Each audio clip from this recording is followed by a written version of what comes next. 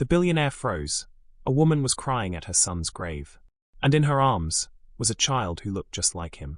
The wind howled through the graveyard like a whisper of the forgotten. The sky was the color of steel, heavy with clouds that seemed to mourn alongside the woman standing before a polished marble grave.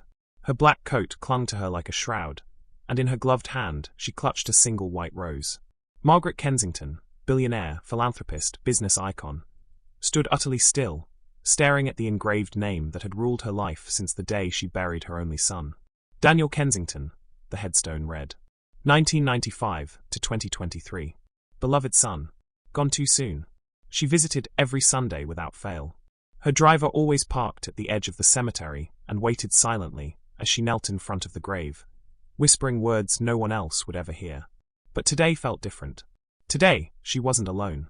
A soft sound, the muffled cry of a child, drifted from a few rows away. Margaret's eyes flickered toward it. A woman was kneeling beside another grave, clutching a little boy close. Both were soaked from the drizzle that had begun to fall, their clothes cheap and threadbare.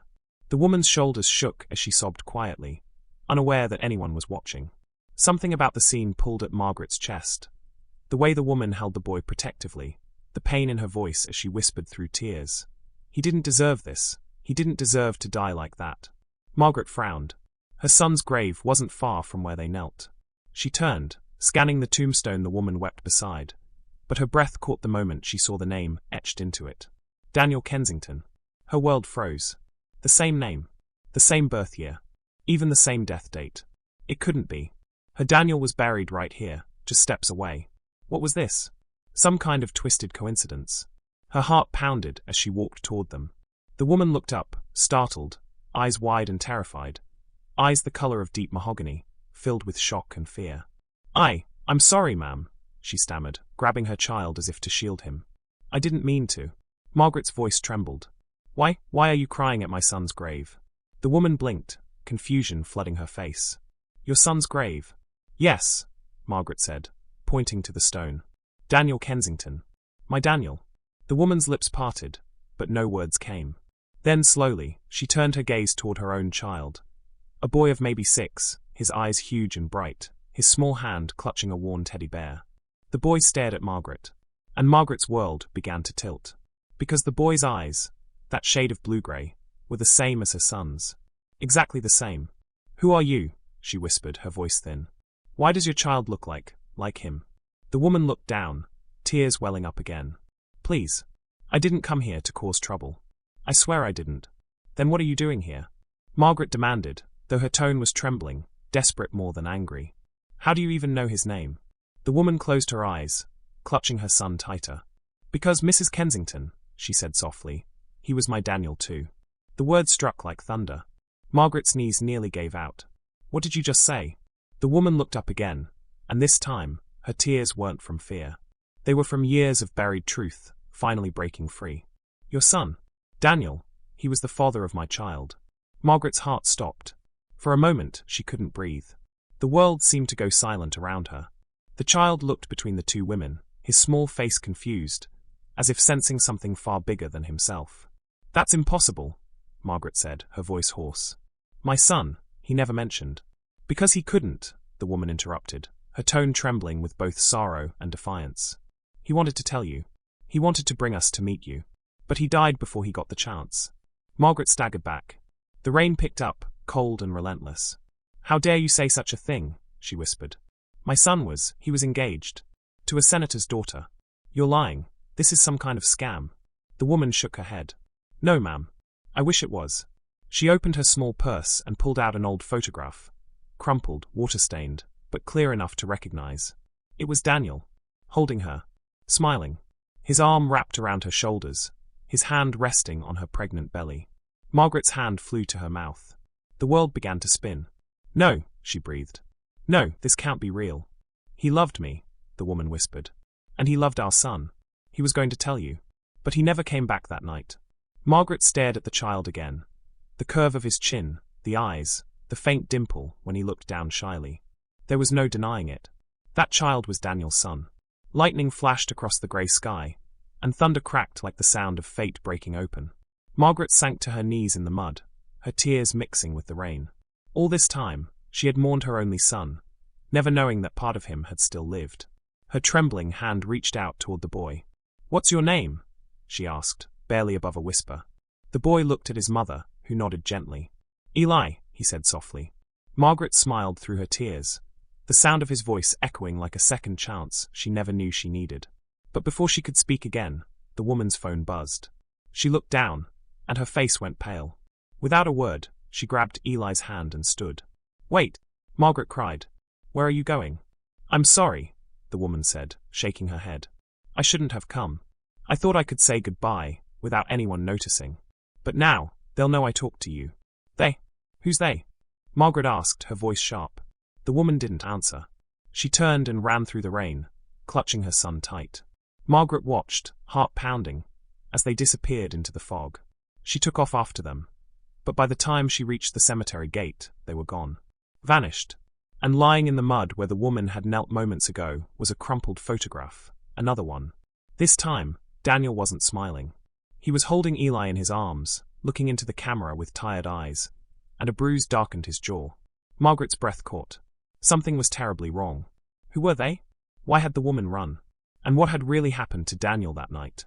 Because if this woman wasn't lying, her son hadn't just died in an accident. He had been silenced. And Margaret Kensington, billionaire mother of a man who thought he had everything, was about to learn that her family's empire was built on a secret darker than she ever imagined. The mysterious woman vanishes, leaving only the photo. Margaret realizes Daniel's death might not have been an accident at all. Someone wanted him gone, and that someone might still be close to her. If you think you know what happened to Daniel, you're not ready for what's coming next. The truth his mother uncovers will destroy everything she believed about love, loyalty, and family. Don't miss next, and if you'd fight for the truth no matter how painful it gets, hit subscribe and tell me in the comments where you're watching from. The wind was cold that morning. Margaret clutched the bouquet of lilies tighter as she walked through the cemetery, her heels sinking slightly in the soft earth. She'd been here 1,000 times before. Same path, same grave, same silence. "Good morning, my sweet boy," she whispered, her voice trembling. The marble headstone gleamed under the grey sky. Ethan Harper, beloved son, 1999 to 2023. But today, something was different. From a distance, she heard soft sobs. Not her own, someone else's. They came from the far side of Ethan's grave. Margaret frowned, her polished shoes slowing on the gravel. There, under a bare oak tree, a young black woman sat on the cold ground, holding a small boy in her arms. The child was crying quietly, face pressed against his mother's chest. Margaret froze, confusion flickering across her face. She didn't recognize them. And yet, something about the way the child's shoulders shook. It pierced her heart. She cleared her throat. "Excuse me?" The woman jerked, startled. Her eyes were red, her hands trembling. I'm sorry," she stammered. "I didn't mean to disturb anyone." Margaret took a cautious step forward. "You're not disturbing me. I've never seen you here before." The woman hesitated. Then she whispered, "We come sometimes. To thank him." "Thank him?" The woman nodded weakly. "Your son, Ethan. He saved my life." The world tilted. Margaret blinked. "Saved your life?" The woman wiped her tears. "Yes, ma'am. 3 years ago. I was working nights at the diner off 5th Street. He came in every Friday, always sitting by the window, ordering pancakes even when it wasn't breakfast.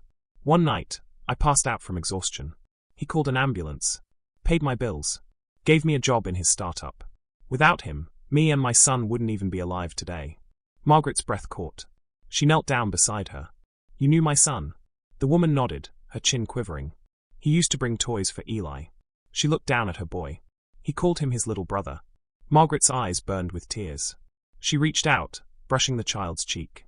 "You knew Ethan?" she asked softly. The boy nodded shyly. "He taught me chess." That simple line hit Margaret like thunder.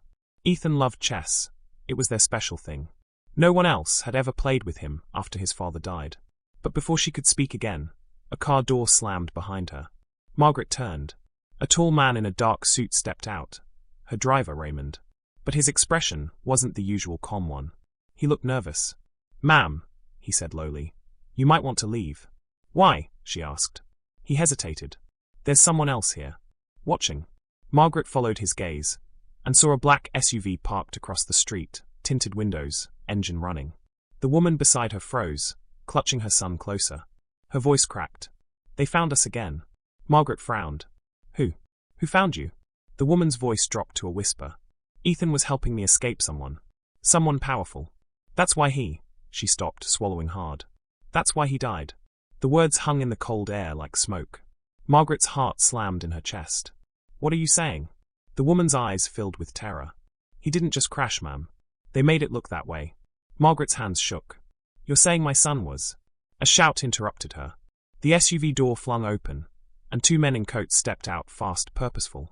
The woman gasped, dragging her boy up. We have to go. Margaret grabbed her arm. Not without answers. The woman's voice broke. They'll kill us if we talk. Not while I'm here, Margaret snapped, her voice turning cold, sharp, the tone that once made boardrooms tremble. Get in my car. Raymond moved instantly, opening the back door. The woman and her child scrambled in. Margaret followed, her pulse thundering as the SUV roared to life behind them. Drive, she barked. The cemetery blurred past the window as the limousine sped down the hill. The child clung to his mother, wide-eyed. Margaret's thoughts raced. Ethan. Her boy. What had he gotten himself into? She turned to the woman. Tell me everything. Now. The woman hesitated, tears streaking her cheeks. Ethan found out the company he worked for was laundering money, through charities, through hospitals. He was going to expose them. But before he could, he told me to take my son and disappear. Margaret whispered. What company? The woman looked up, trembling. Harper Industries. The air left Margaret's lungs. Her husband's empire. Her son's inheritance. Her family's name. You're lying, she whispered.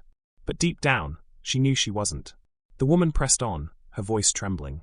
Ethan said his own uncle was behind it. That he couldn't trust anyone. Not even you. Margaret's face went pale. Her brother-in-law, the one who'd stepped in to manage things after her husband's death. Raymond glanced at her in the mirror. Ma'am, there's a car following. Margaret turned. The SUV was gaining. The woman sobbed. They won't stop until I'm gone. Margaret grabbed her phone. I'm calling the police. Raymond shouted. Too late. They're blocking the road. The black SUV swerved, cutting them off. The limousine screeched to a halt. The woman screamed. Margaret shielded the boy instinctively. Two men stepped out again, faces cold. One of them raised a gun. The woman cried. Please. My son. Margaret's voice cut like steel. You'll have to go through me first. The man smirked. That can be arranged. But before he could move, blue and red lights exploded behind them. Sirens wailed. Police cars boxed in the SUV. Officers swarmed out, guns drawn. The man froze, then bolted. The police took him down in seconds. Margaret stared, chest heaving. The woman clutched her son, sobbing uncontrollably. An officer approached the window. Ma'am, are you all right? Margaret nodded faintly, her eyes locked on the trembling child. That's when she saw it, the locket around his neck. A silver locket. Ethan's locket. Her breath hitched. Where did you get that? The boy looked up innocently. He gave it to me. Said, if anything happens to him, I should give it back to his mom. Margaret's world shattered. Her son had known. He had prepared. And this little boy, this stranger, was the last piece of him left alive. Tears finally spilled down her face as she pulled the boy into her arms. You're safe now, she whispered. I promise you, no one will ever hurt you again. The camera of your story, if visualized, would fade on Margaret holding Eli tight. The grave in the background, the police lights flashing like fading ghosts of her son's courage. And then her voice soft but fierce. You saved my son once. Now it's my turn to save you. If this story touched your heart, hit that subscribe button and type "Justice for Ethan" in the comments to show your love. Where are you watching from? Let's flood the comments with hope. 3 days later, the storm over the city hadn't calmed. Neither in the sky, nor inside Margaret Harper's heart. The newspapers still ran stories about attempted kidnappings, corporate corruption, and Harper Industries' silence. But Margaret wasn't silent anymore. She sat in her study, the lights dim, Ethan's photo on her desk. In the picture, he was smiling with that spark in his eyes. The same spark she now saw in little Eli. Your boy was brave, Ethan, she whispered. And so will I. The door creaked open. Raymond stepped in quietly. Ma'am, we have everything. Bank transfers. Off-the-book accounts. All under your brother-in-law's name. Margaret's fingers tightened on the edge of her desk. And proof that Ethan found out? Yes, Raymond said, setting down a folder. He emailed himself the files the night before his death. He even wrote a note. Said he was afraid but wouldn't stop. Margaret closed her eyes, the pain sharp but clean. Truth always was. Set the meeting, she said finally. Tomorrow. Boardroom. Raymond hesitated. Ma'am, this could destroy the family name. Margaret turned, her gaze burning. Then it's time the family name meant something again. The next day, the Harper Tower gleamed in the sun, as if mocking her. Reporters crowded outside. Employees whispered as Margaret walked through the marble lobby. The billionaire matriarch who never smiled, never faltered. But today, there was a storm behind her eyes.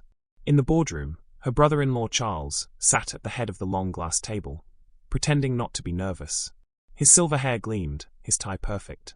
Margaret, he said smoothly, to what do we owe this surprise? She didn't answer. She slid the folder across the table. You tell me. Charles opened it lazily, then froze. His smile vanished. Where did you get this? Margaret's voice was cold, steady. From the one person you couldn't silence. Ethan. Charles's face twitched. You don't know what you're talking about. I know enough, she snapped. I know you laundered millions through fake charities. I know Ethan discovered it. And I know he died the night after confronting you. Charles leaned back, forcing a smirk. You're grieving, Margaret. You'll say anything. She slammed her hand on the table. Don't you dare twist my grief into madness. My son was murdered because of you. The board members gasped. Charles rose slowly. Careful, he said, voice low and venomous. Without me, Harper Industries collapses. You'll lose everything. Margaret stared at him. I already lost everything. For a moment, silence hung heavy, until a small voice broke it. Miss Margaret? Everyone turned. The doors had opened, and there stood little Eli, clutching the same silver locket, holding his mother's hand. Margaret's throat closed. What are you doing here? The woman, the waitress from the cemetery, looked frightened but determined. You told me to trust you, she said softly. So I did. Charles sneered. What is this circus? Margaret looked at Eli.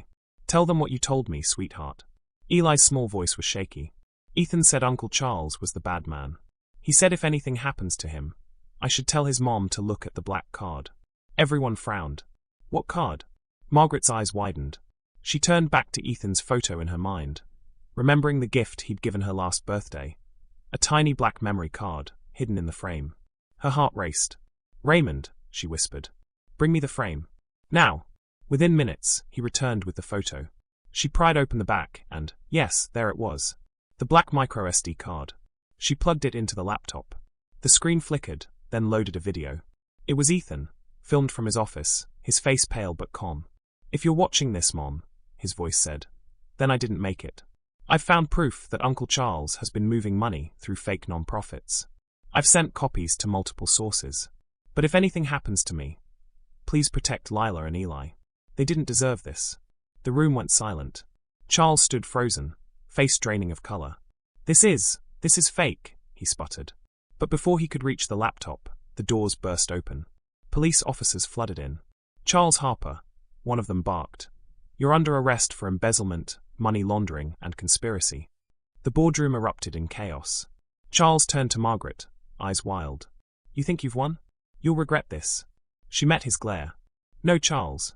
The only one who'll regret anything is you. He was dragged away, shouting, as the cameras outside captured every moment.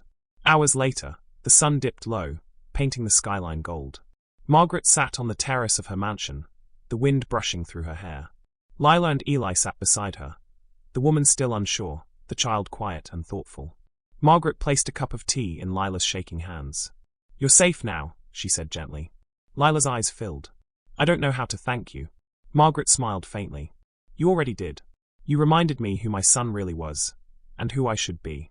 Eli climbed onto her lap, holding the locket. I miss him, he said softly. Margaret hugged him close. So do I. A moment of silence passed. Then Eli whispered. He said family isn't who you're born with, it's who you fight for. Tears welled in Margaret's eyes. He was right. She looked out at the horizon, her heart heavy, but whole for the first time in years. The ghosts had finally gone quiet.